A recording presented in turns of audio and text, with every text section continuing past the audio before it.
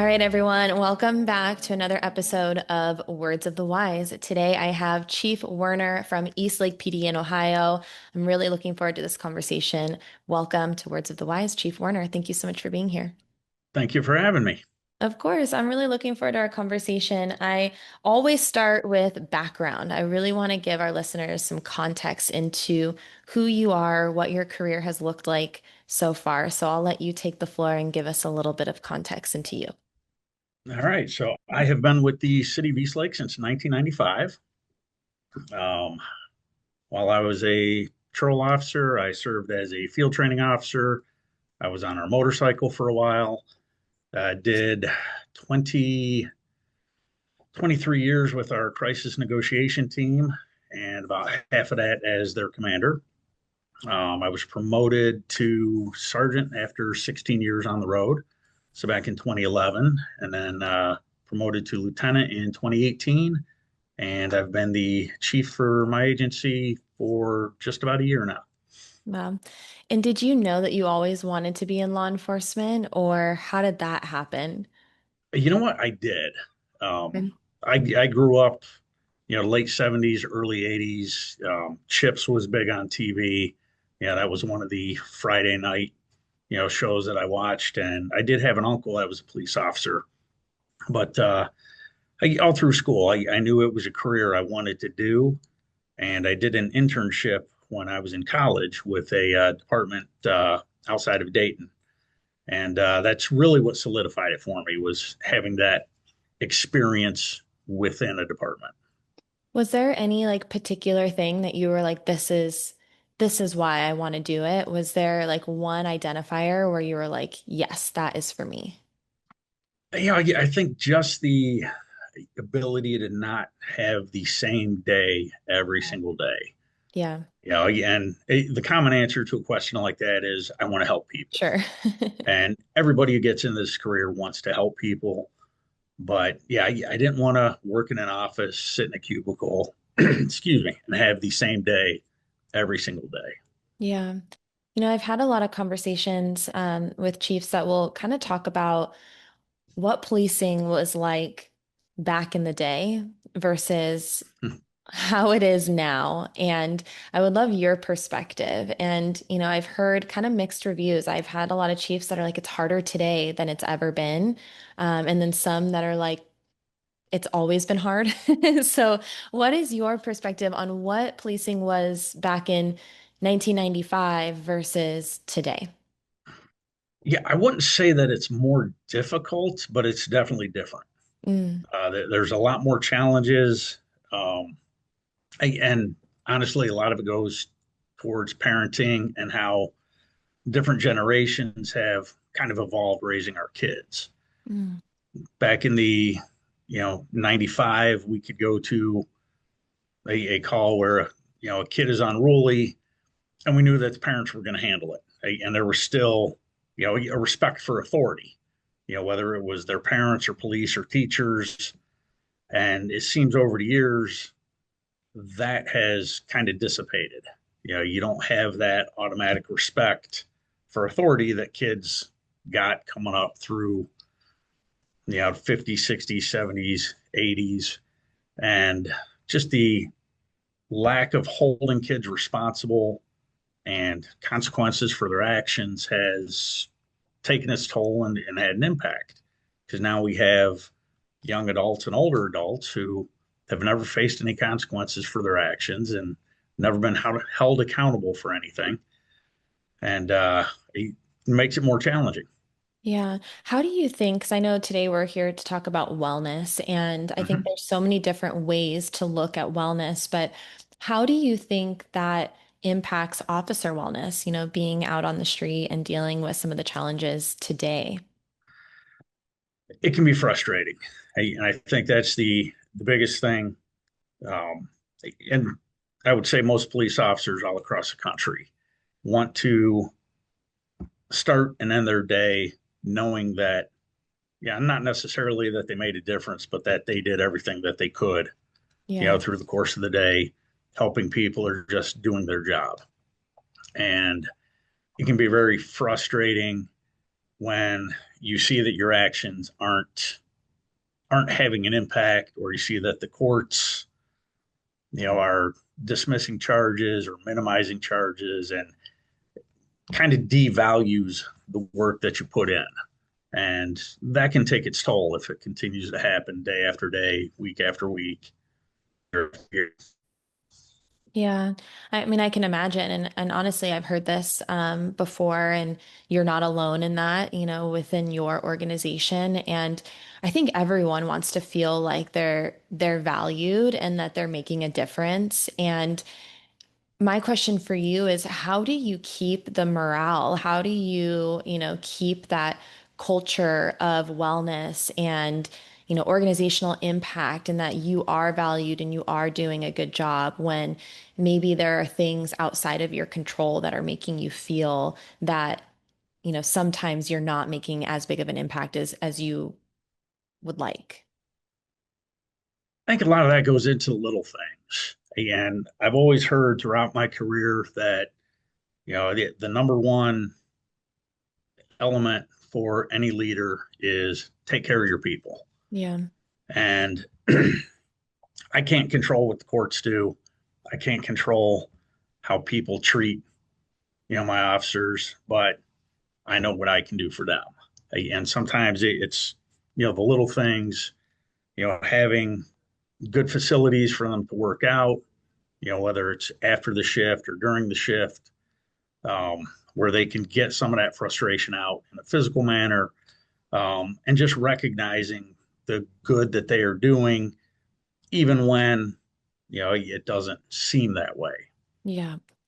Yeah. And I know when you and I talked offline, you really expressed that to me, that it was something that you really organizationally wanted to do, is to make sure that your people feel like they're taken care of.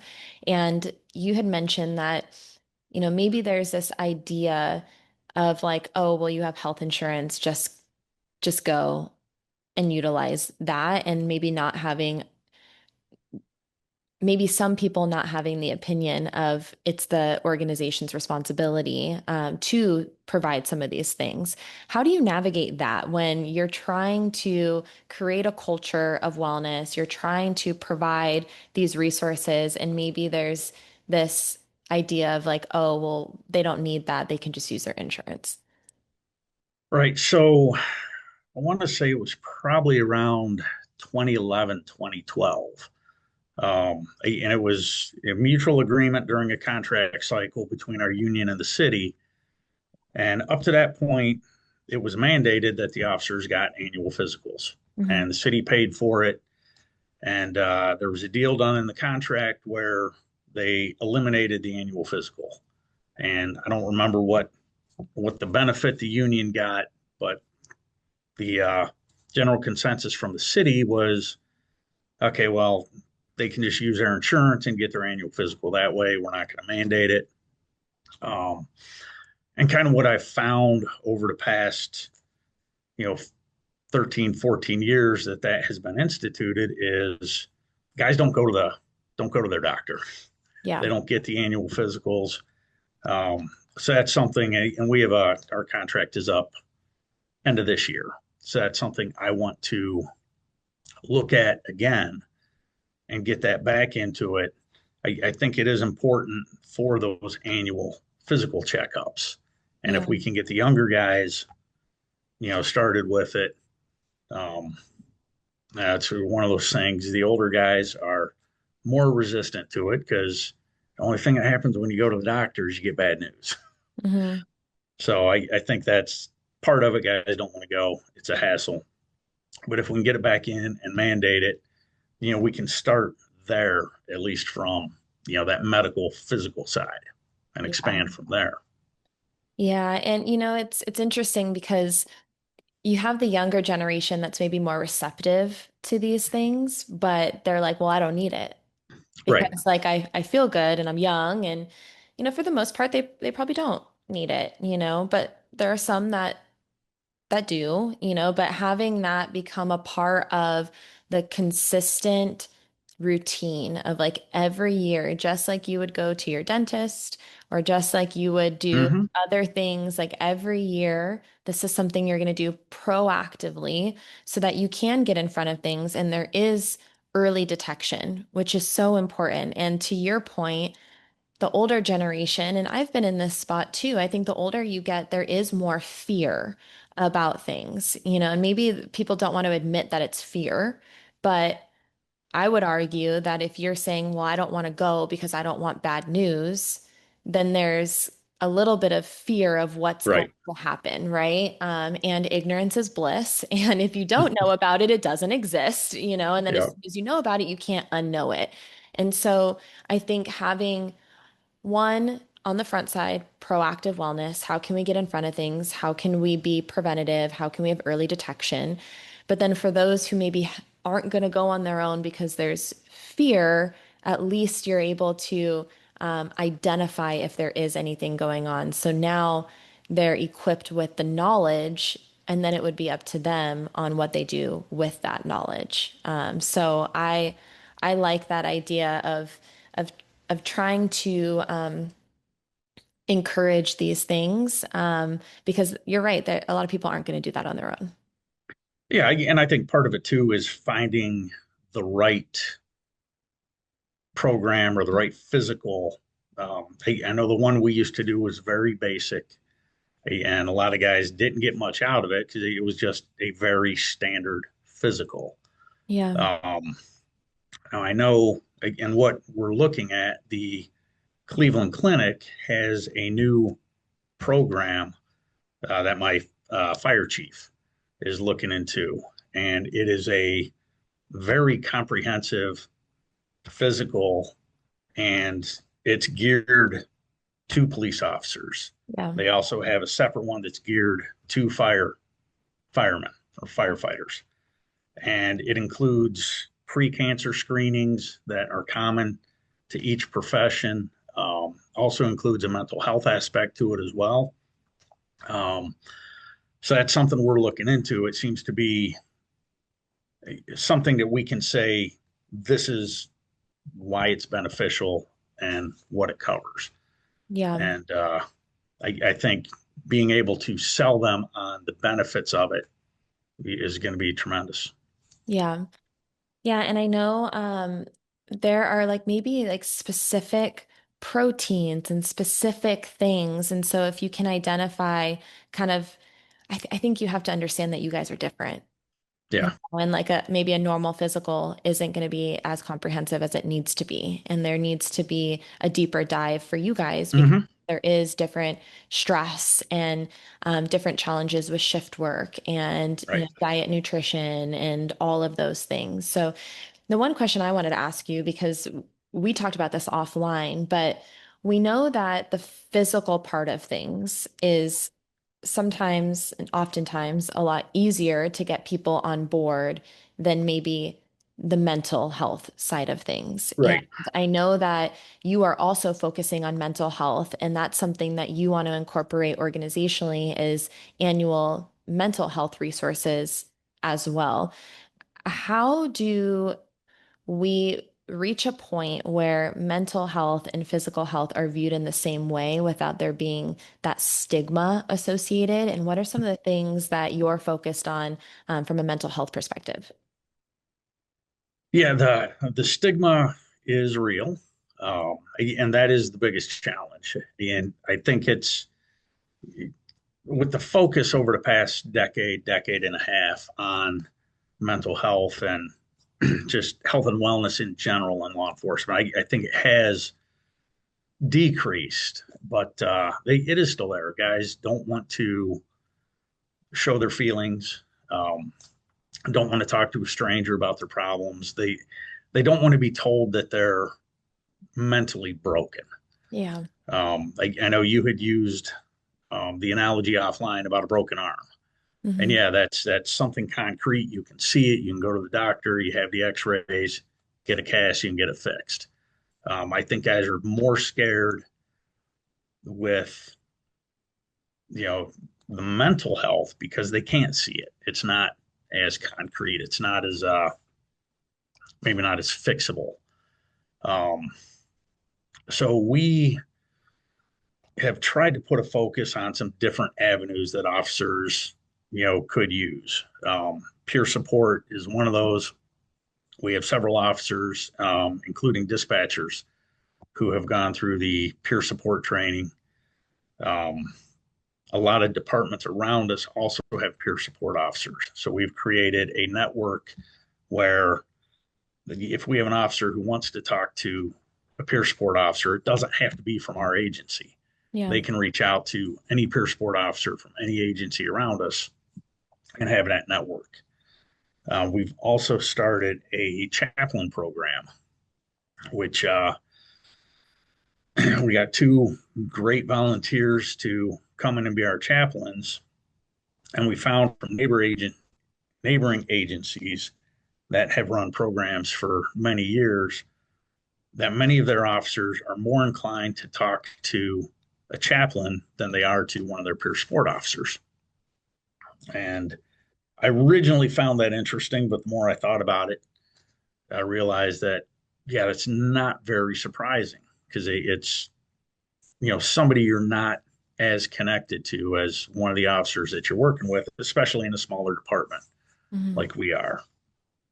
So we have put those programs into effect. And we also found that our city's EAP program um, has a public safety side to it. And until we started researching it, we never knew that they catered specifically to the needs of public safety.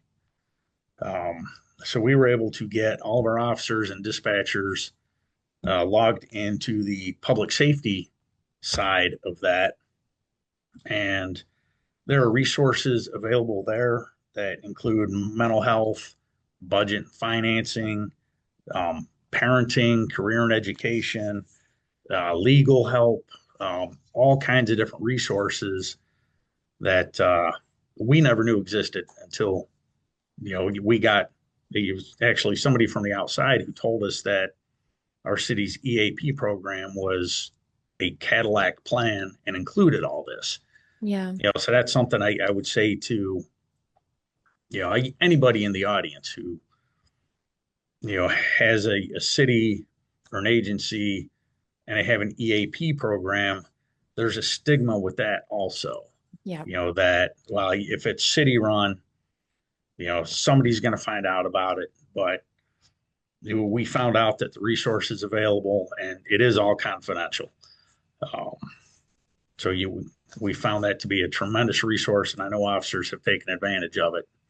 And we do have access to reports, but it doesn't include any information other than like X number of officers have utilized it. Yeah. Yeah. So You I know, think keeping that confidentiality is good, and I, you have to build the trust. That's pretty much the main way the stigma is going to be broken is yeah. being able to trust it. Yeah. And there's a few things you said in there that I wanted to kind of touch on, but one of the things you said was like this idea that you're mentally broken, and I think when Yeah. you have that idea, it feel like that statement to me feels like it's imparable. Mm-hmm. Like when you say, "Oh, I'm mentally broken," it's like, "Oh, well, that's how you're going to be forever." Like it just feels so permanent when you say that. And I agree. I think that people they feel that way, where it's like, "Oh, if Right. I'm broken, like that's it. That's the end," instead of understanding that it is not normal to see the things that you see on a consistent basis and for it to not impact you. Like those things are going to impact you over time. And there are things that you're going to need to be able to like process those things and offload those things. And if something impacts you in a really heavy, hard way, that doesn't mean that you have to stay that way forever. There's resources that you can reach out to. And I know that you mentioned some of those things, peer support, chaplaincy, your EAP. And it's funny that you said that, there's a stigma to that because I have heard that a lot, that people Yeah. are like, oh, it's for the city. It's not for me. I'm not going to do it. But I think that the more, like you said, trust that's built organizationally. And I also think that there are some people that kind of have to be those early adopters. And, Right. um, the more people see their peers utilizing these resources and having good experiences, and then they're sharing about that, if they're, willing to say, hey, like I went and talked to the chaplain and it was great. I really felt like I like got a weight off my chest and I just feel better. Like I can, sleep better. I'm not like thinking about it all the time or, he gave Right. really good advice, then that is going to also continue to build that trust. And when people use programs like peer support or EAP and they realize and recognize that it is confidential and they are talking to people who have cultural competency and understand, the intricacies and challenges of your career, people will share that. And then there's more trust built that way as well.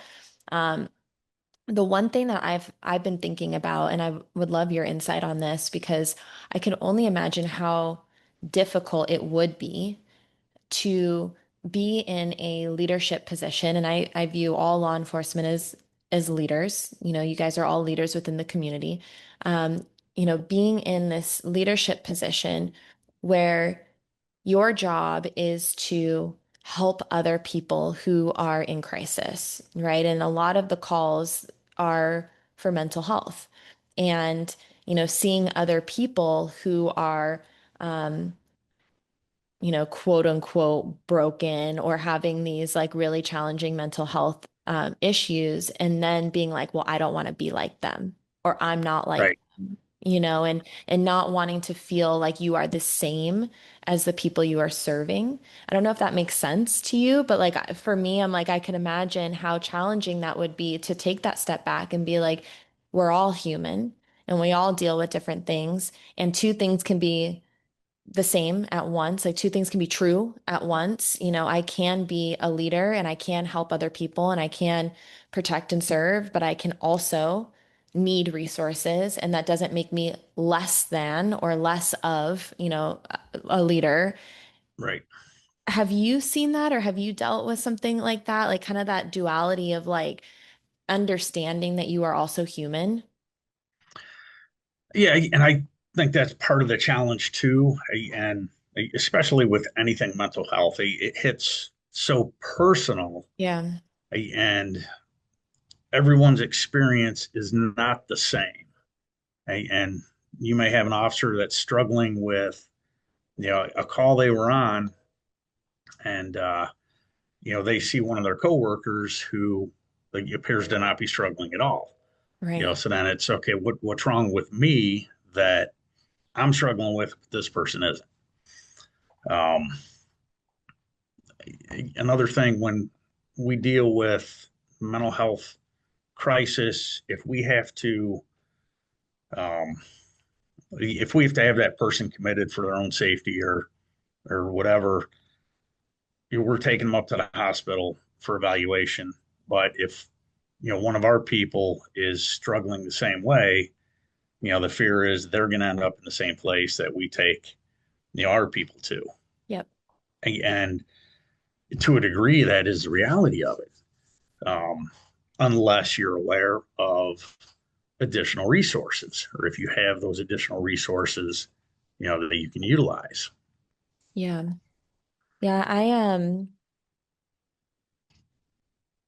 I struggle with the comparison because I've done that too.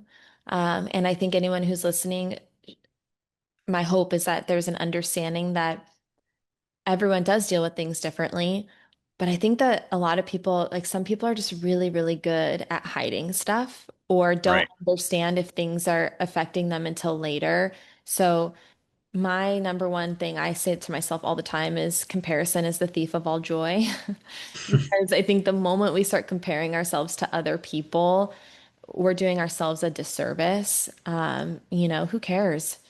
If it's impacting Right. you and not the next person, like what another person has going on in their life, mentally, physically, has nothing to do with you, and you have to be your number one priority because if you're not your number one priority, how are you going to show up for your community, for your team, for your family? How are you going to do those things if you're not first focusing on yourself? Right. And if you're looking at your buddy next to you and being like, oh, you know, well, they're not struggling and therefore like I don't want to, take care of myself. You're only harming yourself, like that's it doesn't impact anyone else but you. And then there's a ripple effect to that. And so, Yeah. I did that in my life when I was going through my hardest times. I was like, I'm good. Everything's good. I'm fine. Nothing impacts me. I'm too strong for that you Right. know? And maybe people around me would look at me and be like, wow, like she's so strong and like it's not affecting her. And it was affecting me, but I was just really, really good at hiding it and making it appear that it wasn't so. And so I would really caution people to not compare themselves to other people's situations because oftentimes they're just really, really good at hiding, what Yeah. they are going through. Yeah. And that is a reality in this profession that, we have to be the protectors. We have to be, strong for everybody. So, yeah, you do from one call to the other, push everything down, handle the next call, and, it stacks up. And we're not good at going back and, addressing that mental trauma. Yeah. Well, and I know when you and I talked, we already kind of went over your goal to have annual physicals of like, hey, no matter what, everyone's going to go through this. We're going to be proactive. And the same goes for annual mental health checks. That's something that you are also advocating for as a way to, um, break that stigma, make sure Yeah. everyone has resources because, like you said, some people aren't going to be willing to do that on their own. And so, why do you think that it's so important for the organization to provide these resources on an annual basis and make it mandatory? Um, yeah, I would go back to, the general thought with any shift with any supervisor, any police officer is, when I go to work, the goal is for everybody to go home at the end of the day. I think we have to add on to that and have a secondary goal that everybody comes back to work the next day. Mm, mhm. And being able to provide, whatever resources we can to assist with that part of it, to make them, mentally well and comfortable addressing the issues. Yeah. Um, and I think getting the buy-in agency wide is, the key to that. And, one of the things that we did recently, and I said I will do it moving forward. We had two officers that were involved in a pretty serious car accident. And my officer who was driving the car, I give him credit. He was more concerned with the person in the other vehicle and the other officer that was in his car than he was about himself. But he was also very upset about the circumstance of the accident, the fact that, again, innocent person was injured. So I was able to reach out through a couple resources and get a recommendation for a doctor in the area who specialized in first responders Yeah. and mental health. And I talked to the doctor on the phone for probably 20, 30 minutes. And I was very comfortable with what he had to tell me. I told both of the officers before they're cleared physically to come back. I also wanted them cleared mentally Yeah. to come back to work. And uh, the one officer was very resistant to it to begin with. But after meeting with the doctor, he admitted that it was the best thing for him and that everything the doctor was able to tell him was accurate and true about himself. And that's kind of the example I will use moving forward, for other officers that I say I need this from. Yeah. I really like that saying of making sure they come back the next day. I Yeah. really like that. I'm a really big fan of pushing the thought process and raising the bar with the things that are typically said, right? And so Hmm. having this idea of like, yeah, like we want them to survive, of course. Like we want them to go home, but we also want them to come back and we want them to thrive. And like, what are those things that we can do as an organization to make sure that they know that they have the resources to thrive Right. and to have the longevity in the career and want to come back to work the next day, you know, Hmm. and have a long and successful career. And in return, it's going to set them up for a long and successful retirement through these, Right. measures. And to your point, the first step is always the hardest. It's so hard to get someone to take that first initial step. And so, if you can facilitate that for them and they have a positive experience, then that's going to set the trajectory moving forward. And so, I really like that idea of like, let's make sure that they go home safely. Let's make sure that they come back the next day. And then, even if there is maybe a little bit of that stigma or resistance, how can we facilitate that initial first step and create an environment that has a positive outcome? And obviously, you can't control everything. Right. But to your point, if you are doing your due diligence and you're finding people who you think are culturally competent and who, are going to have that positive outcome, and then in return, you had that positive feedback afterwards where they're like, okay, Right. like that was good. And now that person is going to tell other people that, and then they are also going to prioritize themselves moving forward. So I really like that, like raising the bar of the thought process. Yeah. And the key really is getting that first year, Yeah. like, in. And once you make it, commonplace, it'll become part of the culture. Yeah. Yeah.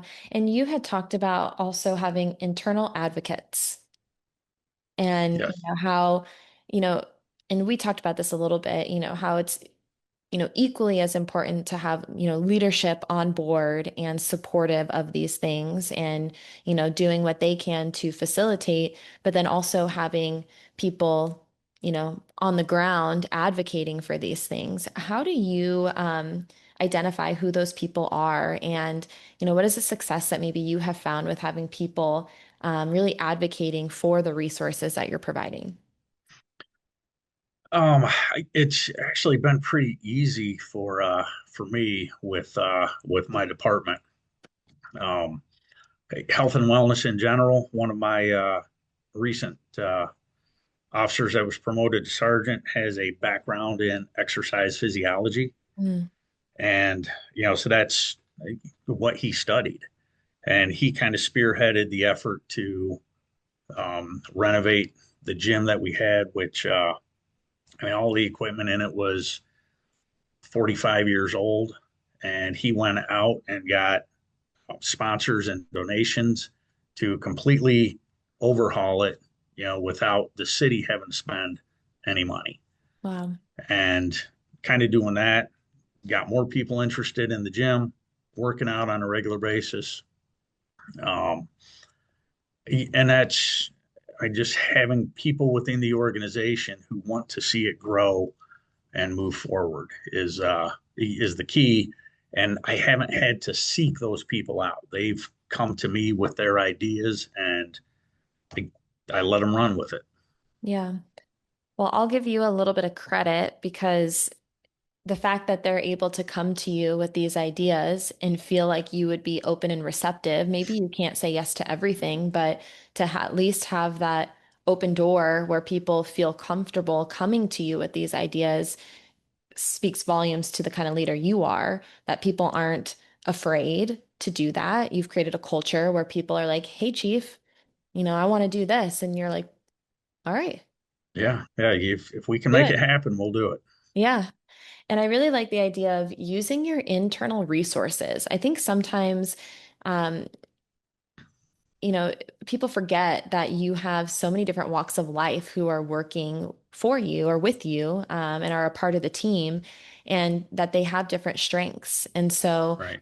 there might be people, anyone who's listening, there might be people internally that do have a background in exercise science. There might be people who have a background in grant writing. There might be people who have a background in financial wellness. There's so many different people who work for you. And so being able to identify those internal strengths, I think is huge because we know, and you and I talked about this, funding can be really challenging. Yes. And it holds departments back. And I have never met a chief that didn't want to, and maybe it's because I have a wellness podcast, and so I meet people who are like-minded, but I personally haven't met anyone who's like, I just don't want it. A lot of times it's like we really want this, but with funding being so challenging, it's really hard for us to get the things. And so if someone was like, yeah, like we can't afford gym equipment and therefore we can't do it, versus, hey, like we might not be able to afford gym equipment, but how can we be creative and use some Hmm. of our internal resources to make that a reality? And so I really like that you said that because maybe it sparks an idea for anyone who's listening that like, oh, like maybe we can get these on sponsorship or donation, or maybe there is someone that can help us to achieve that goal without having to use the limited dollars or the $0 that you have Yeah. available. Yeah. Yeah. We found there's a lot of fraternal organizations that have money to donate. They're just waiting for someone to come and ask for it. Hmm. So yeah, having guys who are willing to, go out and do the legwork for a project they're passionate about, is great for me. Yeah. And I really, really believe that like effort and momentum and positivity, it's contagious. As Hmm. soon as you like start down that path where people are like showing that they're passionate about it, they're finding success in these things. And to your point, you had one person that was like, you know what, this is my background. I'm really passionate about it. I want to do this. Then they did it. And now you have a bunch of people who are working out and prioritizing their physical health. And then that's going to inspire other people who maybe have never done that before, or, Right. who let their physical health maybe slip a little bit, but they're seeing their peers doing this and they want to be like that too. And so I think that momentum is contagious. I think that it just takes a lot to create that initial momentum, to start it going. But then I think once you have that, everything else becomes easier. Yeah. I've seen that concept expand into other areas of the department where officers have come to me with other ideas for community policing initiatives and some of the stuff with the schools. And they say, yeah, I have this idea. This is what I'd like to do. And yeah, they saw how it worked with the gym and run with it, go make it work. Yeah. I want to kind of maybe talk about like big picture. And we talk about like ROI a lot and like what is the return on investment for, you know, agencies offering these things. What is your opinion, if you were to like zoom out and look like long term by starting today and having these resources, everything that you've mentioned, prioritizing physical wellness, mental wellness, spiritual wellness. What do you think long term the ROI is going to be? I think just the longevity of the officers, even over the past, 5, 6 years, and not just in our department, but all over, it seems we're getting a lot of younger people going through the academy, getting on police departments, and within a year and a half, 2 years, they're getting out of the profession altogether. Um, and I think part of that is, I think part of it is maybe a misconception of what the job was going to be, Mm, expectation versus reality. But I know some of it is, the mental health aspects of it, and they're just not prepared for handling all of that. But if you're taking care of all of that and um, providing a growth environment, there's no reason why somebody coming into this profession can't work it for an entire career and be happy with that. Yeah. So I think the return on the investment is um, decreasing turnover and just longevity and supporting an officer from day one through their retirement. Yeah. Yeah. And I think that your people are your greatest asset. Oh, You absolutely. know? And if you can create an environment that creates longevity, then that means that you've created an environment that helps your people to thrive.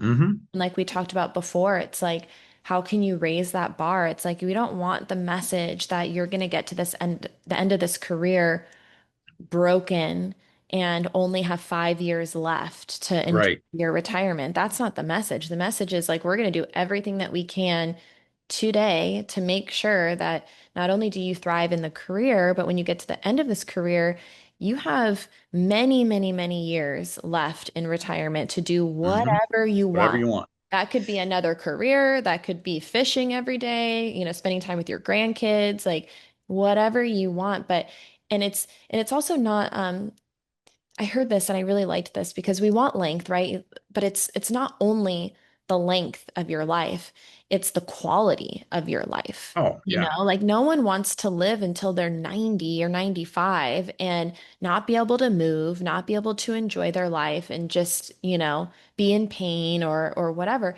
And so how can we establish those proactive measures now so that you not only have longevity, but you have quality of Yeah. life? And I think the question too, and this is kind of my challenge for anyone who's maybe like, oh, we don't need it, or oh, we don't have the money to do it. It's like, what's the opposite of that?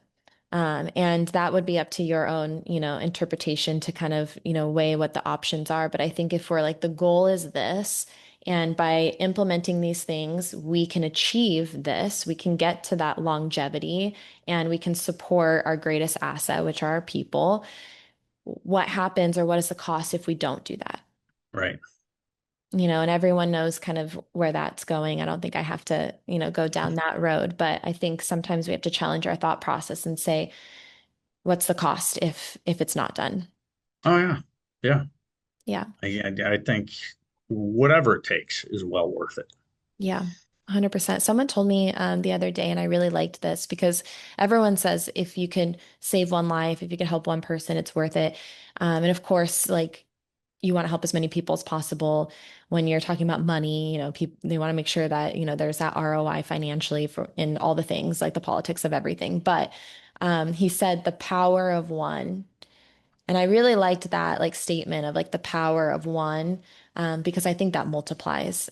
I think, when you get one person, then that builds to two, then that builds to three. And like we Right. said before, there's that ripple effect. But my final question for you is for the younger generation, what words of wisdom would you share with someone who's earlier in their career? Maybe something that you wish you would have known earlier or something that's helped you along the way. Ooh, that's a good question. Um,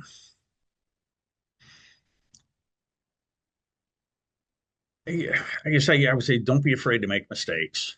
Don't be afraid to ask questions. And, don't be afraid to ask for help. Mm, And whether it's with paperwork or issues that you're having outside of work. If you never confront those challenges, you're never going to be well. yeah. Um, and that's something I've always said. Even when I first got promoted to sergeant, I told the people I was working with that I'm going to make mistakes. And I know even in my position now, I've got officers who have skill sets that are beyond me. I was never a crash reconstruction guy. I was never an evidence guy.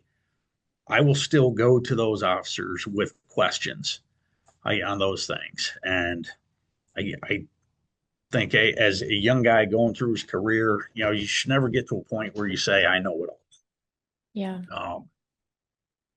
But you have to challenge yourself, challenge others, but never stop asking those questions. Thank you.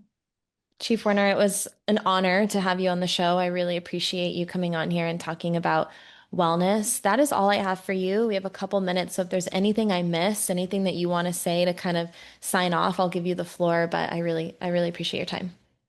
Okay, yeah, I don't think we got everything covered. I do too. Yeah, I appreciate it. I appreciate being here. Thank you.